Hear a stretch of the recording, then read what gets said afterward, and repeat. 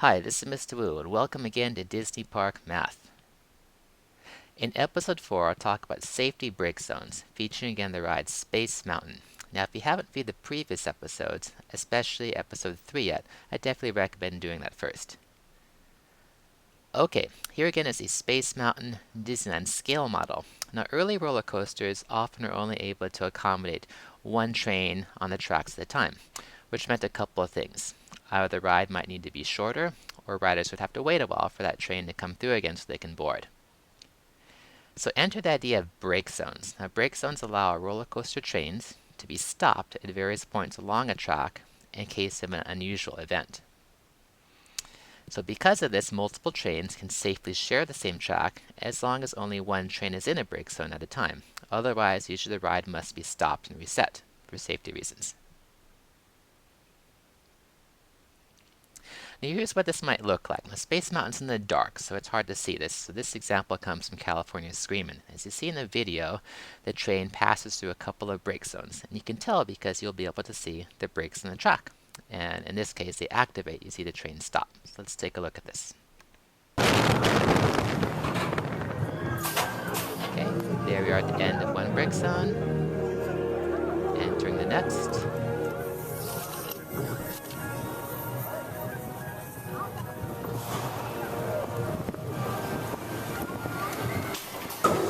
And I have another one. Now notice between those two sets of brakes we could call a brake zone, and it's just about long enough to accommodate one train safely in case the ride needs to be stopped.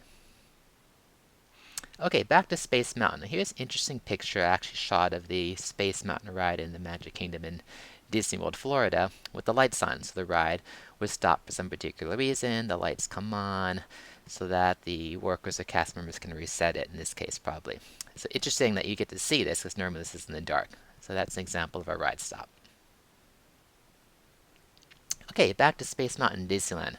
Now I was able to actually record a ride stop that happened while I was in the tunnel. It's pretty dramatic. In the video you see that all of a sudden the ride stop activates. You hit that brake zone pretty quickly. The ride comes to a stop. The lights turn on. The cast members have to come out and reset it. In this case, you'll see them actually push the shuttle that we're in to get it going again. So let's check this out.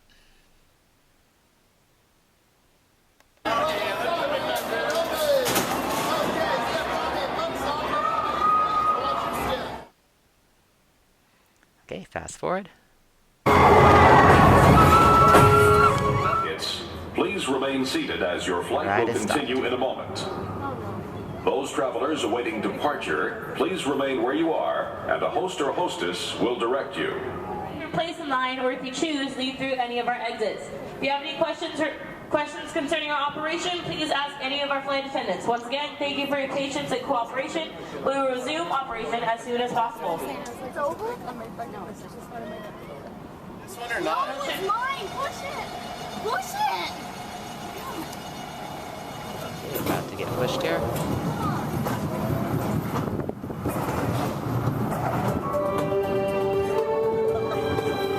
Welcome back, space travelers.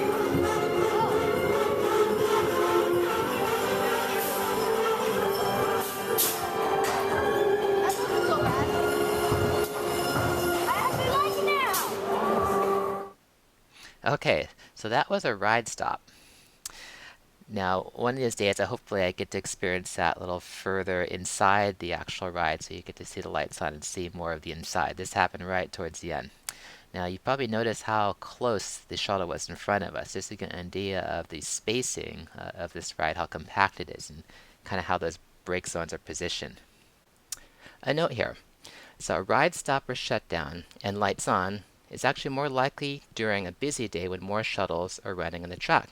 Therefore, those spacings and those brake zones are going to be more critical. So let's do some problem solving here.